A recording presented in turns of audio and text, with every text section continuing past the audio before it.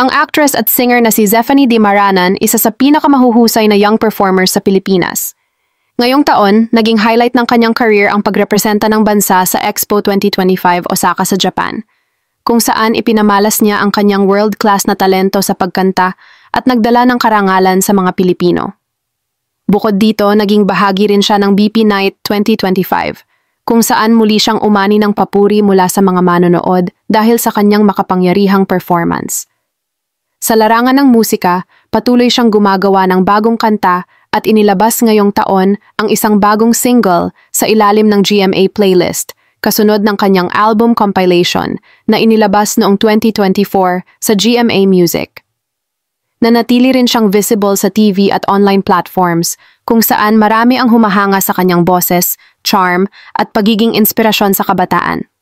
Sa kabuuan, ang 2025 ay taon ng pag-abot sa mas malawak na audience,